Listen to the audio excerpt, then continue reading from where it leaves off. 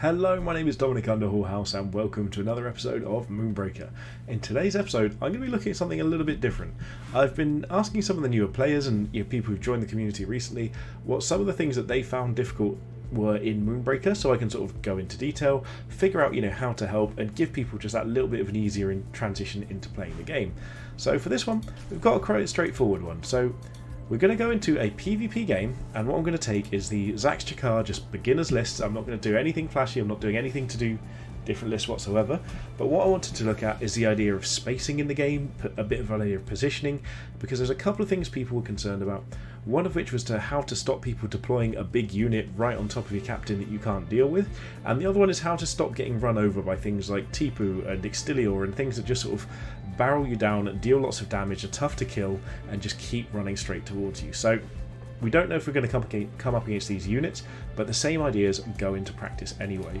So I'm going to jump straight into a game and see what we can find. Oh, short queue. So if you're liking this, please don't forget to like, comment, subscribe. The subscriptions have been going crazy and I really appreciate it.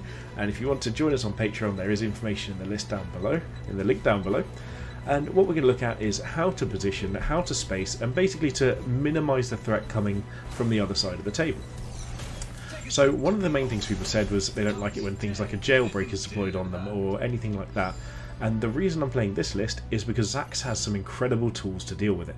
So when a jailbreak's deployed on you, you can't move, you don't have that option of just stepping away from it because he immobilises you. So what Zax does is his basic attack knocks back, so if there's nothing behind jailbreak, it'll push him out of the way and you can just move freely from there, having damaged him, and you won't get attacked back either by melee units. The other side of things is that there is also Zax's grab disc, so it's used to pull the units away and get you a little bit safer if you need to. So that's what we're going to try and sort of work to, using these principles to try and avoid that. So up here, looking at this, we obviously know that Fixer is deployed in the smoke, very, very hard for us to deal with, so we're not really going to try. What we're going to do is just grab disc ourselves forward first of all, find a nice safe position for us. So I'll be honest, back here, they probably can move around and get a half decent angle over that way, but what we're going to try and do, we'll take a pot shot on anything we can, nothing useful, might as well shoot that over here, get ready to maybe use that in the future. And we're going to want to deploy something that can deal with things up here. Now, Fixer is fine, but it's not something we're going to be too worried about because it would only come along with Stitchy, but it does mean if we deploy Fixer somewhere over here, we're going to take some damage, but if we deploy over here, nice and safe, we're going to have it spare, and next turn we can potentially deploy Aria and try and use a different set of tools to deal with the opponent. So the reason I moved up here is I want to try and be in position to deploy onto this objective and also contest it if they start moving onto there as well. And so the positioning here, they're not going to be able to move up far enough. This is one skill that I think enough people, everyone needs to start picking up as often as they can, is clicking on enemy units to see how far they can move. Because if enemy units can't get to you, they can't get the damage onto you quick enough, then there's no reason to just worry about what they're doing in the slightest. So Titonia, she's got a really long range on her lob explosive, we can see that here, and with her movement speed, she's going to be able to hit anything. So one of the other videos I'm hopefully putting together at some point, or maybe just include it in this one, is how to deal with the AoE threats that come through. And to be honest, the positioning is just 100% the most important thing. You won't always be able to avoid it, but making sure you can as often as possible is going to be key. So here I actually think what I'm going to do is take a reasonably risky shot. So I'm going to move up here, go for sort of a 40-ish% chance. We'll take that onto Titonia. We missed anyway, but that's fine. We're going to grav disc ourselves back around this corner to contest this objective away from Fixer. So they're going to have to come around this way. They are going to be able to get Titonia to attack us, but that's only one unit. And then what we want is we want Aria to be somewhere where we can start getting shots in from a different angle that they might not be expecting. So Aria doesn't have any really good spots on this map as it stands. See, there's nothing here that's like, oh, that's a great spot for Aria. So I'm just going to pop her back here and try and keep her so fairly safe. I'm going to just go slightly behind this ledge so that if they decide to pull this towards us, we're going to be just that little bit safer because they can't pull us past that ledge with the grav disc. Looking at where Zax is, if we could get this a little bit further away, so just the side of that, I would have placed the sleeper mine, but mines versus Zax are a mistake. I'm leaving Fixer here because I don't think we have a good shot, and I think at this point we'd rather just take it easy. Okay, so if they go for a pull here, that's just a waste of resources. We're trying to play the long game. Snareling doesn't bother us in the slightest. So as you can see, we're not trying to avoid our captain getting hit, our captain getting deployed on. We're trying to use the position in the game to our advantage. So if they take this shot, that's fine. We'll just start damaging back as soon as we can do. We might be able to get Fixer around here and get a shot. We might be able to use this as well, and between that and Arya we might be able to even kill Fixer. But we don't need to worry about that immediately because we're fairly safe. If this is a mine, that's good for us. We can use that at a later point. I don't think we're going to give them many opportunities to use it. So the first thing I want to check is what sort of angles Fixer can get up here. So Fixer can get 67%, but we lose standing on that objective, but there's a good chance we're moving down that way anyway. So let's just take that shot and see if we make it. If we do, okay, we didn't make the shot, so we need to just reconsider our plan from here. We're going to shoot backwards, and then we need to get a little bit safer, so we're going to sort of pop back here so that Fixer has to expose themselves more to get towards us. Arya, on the other hand, should be able to get a good shot onto Fixer. So if we pop to something like here, I can't quite see the percentage unfortunately, there we go, maybe get it from here. We don't need to be too far away, so 31's fine. Just move to here, use stillness, and take that shot this direction. So that puts Fixer in a point where they're actually at risk. When we want to deploy things now, we're going to pop Detonia down on here to take control of this objective again. And we now need to be really aware of their Detonia and how to deploy as safely as possible. But I think what I'm going to do is I'm going to deploy something that can be hit with AoE, but means their Detonia has to run right towards us. And we're just going to plop Stitchy McPatchy right down in the corner as far away as we can. In terms of Grav Disc, if we could pull things further away that would be great, but that's a huge bait for Detonia, so I'm just going to do this. Pull further onto the objective, make us harder to hit.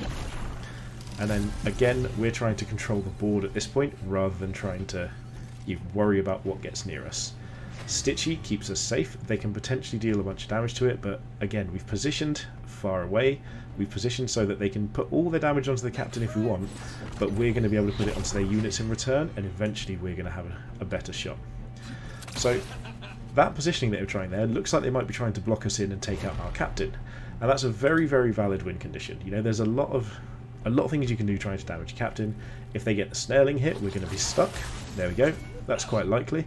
So we now need to find a way of changing the tide of battle and how we can deal with this. So they're just pushing on us 100% straight in on us, and there's not really much else that they're considering.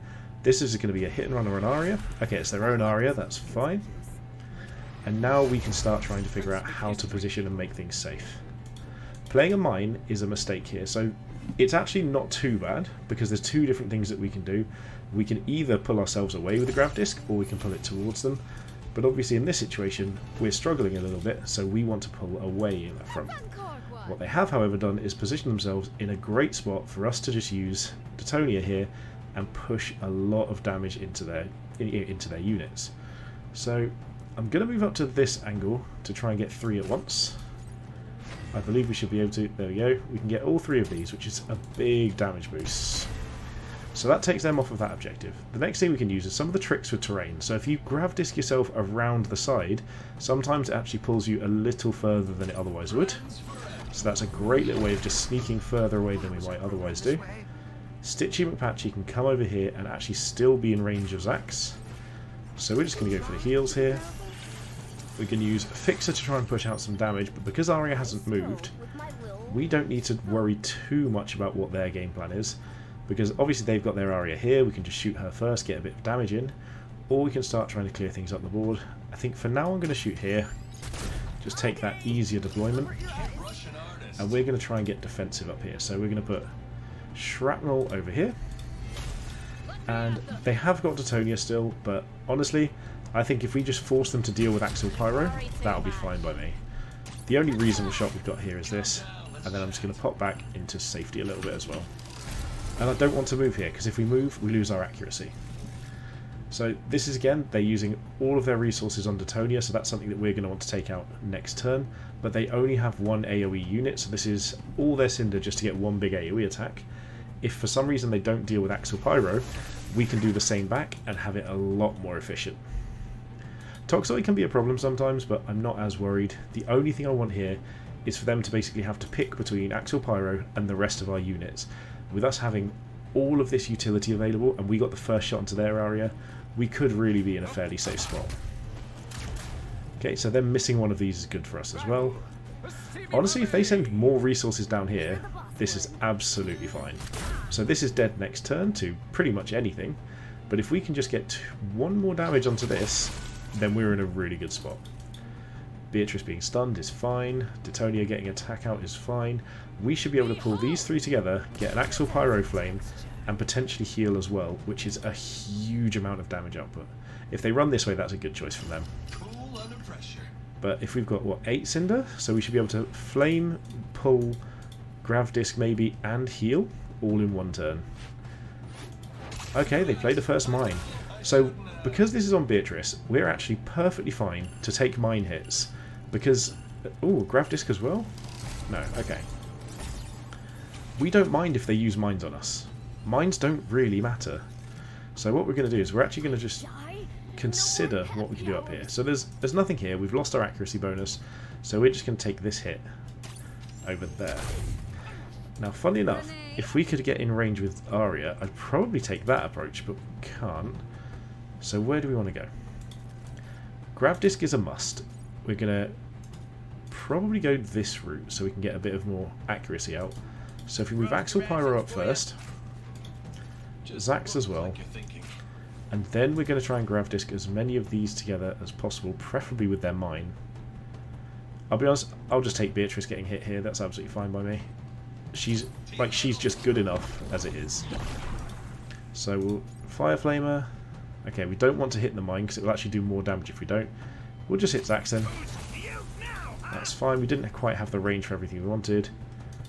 Awkwardly, we can't actually shoot Zax again, so we're going for Snareling here. Titonia can take the explosive out on these two. Again, pushing more damage through. We'll get Fixer to come over and try and take any shots she can get. Okay, well, if Stitchy moves down here, Fixer up this way, I guess we just take the 10% shot here, and we're just going to deploy... oh, we don't have any deployments. We've used everything. I'm fine here. We're winning in terms of... this is fine, this is dead, but this is all way out of the way. We've got their captain down to 12. We've got access to heals and they don't. Their Snareling is going to be nearly irrelevant. They don't have enough damage in this spot unless they use something over here to try and actually deal with Axial Pyro. That's a very bold choice. So they're going for the objective play. But if we can actually just get a little bit of damage onto this, Maximus just dies. So at this point in time, we probably just move on to the captain. And as you can see, the positioning's been really important in this. We dragged 2 enemy units all the way down here. They've got Arya, who is still here. Maximus has made his way all over here. But that's taken away from essentially what the actual fight is, which is all in this direction. This mine doesn't really matter. It's a good position, but it's not going to be something that's going to change the game. That miss doesn't change much either. And depending on what they play, we might just turn on the captain here, because all of our damage is in this part, and everything that they've done is, well, like half of what they've done is focusing on a corner that doesn't really matter in terms of the game. Florio's a great unit, really, really powerful, but I think we can probably just out-damage them in very quick fashion here, especially if we use things like Grav Disc to pull out of that range first. So we're going to pull these 2 units together and not take any risks we don't need to, because obviously there's accuracy debuffs in this. So Beatrice can't quite reach, but I don't really mind that. She's just a very good, useful resource. Push all the damage this way, and we're actually going to try and move back. Which direction do we want to go? Let's go this direction in front of Snareling. Gets us out of the way of Zax's shot. Zax is going to go for the 100% shot here. And we're just all in on captain damage at this point in time. So now they've got more AoE, they're obviously going to kill Axial Pyro next turn. So we need to find other ways of dealing damage. So we're going to just ignore Toxoid. It's going to kill our Detonia next turn, but we're going to push the damage this direction. And we'll try and get any good shot we can with Fixer. So 32, 36. 36 is the best we can get up there. Can we get anything onto Arya? No. So we're just going to start moving out in this direction and taking the best shots we can. 39, 40-ish. 45, we'll take that. At this point in time, the game has gone past where the deployments are going to matter. And if we just put something like the Sentinel down here, they're pretty much forced to run away. And we'll Steeple Mine there to make sure they can't. Beatrice will just run down this way. Again, we've got so much pressure all on their Zax. They're taking burn damage. they're going to really struggle to pull away and beat us here. They can kill Axel, but if they can't get away from everything we've got here, it's really going to be a big deal. And as you can see, this is just the beginner's axe list, this is the intro list, and the positioning made such a big difference. We're looking at the points, they need 5 points, we only need 3, so we don't need to worry about objectives anymore because we've got the captain so close to dead that the game has just swung in our favour. We could be looking at damage, they've got 2 damage, 3, 4, 5, 6 remaining, we've got 12 health. Even if you take 7, 8, 9, 10, 11, 12, we've already used some of their attack damage. So they don't have that option. Even if everything was spared, they couldn't deal with it. They can't get away from our mine, so we're going to be able to pull them in range of that anyway. All in all, we're in a very, very safe spot, and it largely comes down to making sure we didn't take any unnecessary risks with positioning. Arya can't do anything versus the Sentinel. They've got a movement here, but everywhere they can move here will be in line of sight of the Sentinel, and if it's not, we can grab this, get away, and do the same anyway. So again, very, very safe game. We took damage on our captain, but it wasn't something we needed to be afraid of. So now they're going to take 1 damage still from burn. We can even just hit them with 1 attack. Oh, they got 2 burn triggers anyway. And this will all hopefully work out in our favour. So there goes the mine. There goes the captain. Their positioning did cause them the issue, but we still had everything we needed. So there we have it. Just an idea of sort of how positioning affects the game. It's more, I'm not an expert on these things, but I like to sort of work out how my positioning is going to affect things. The Arya positioning, when we placed it, if they didn't deal with it, Arya is going to keep contributing to the game. If they did, it was going to drag them away from where they wanted to be on the battlefield, meaning that we could control different areas of the battlefield with less resources than they could. So that's my way of thinking about it. It may not be the perfect one, but it works quite well for me. If you guys have enjoyed this, please do like, comment, subscribe, join us over on the Patreon in the description down below. Anything you can do to support the channel is so much appreciated. The influx of subscribers has been incredible. It means the world to me, and pushing closer and closer to that 1,000 subscribers is just absolutely what I want to do. So thank you again, but most importantly, have a good day.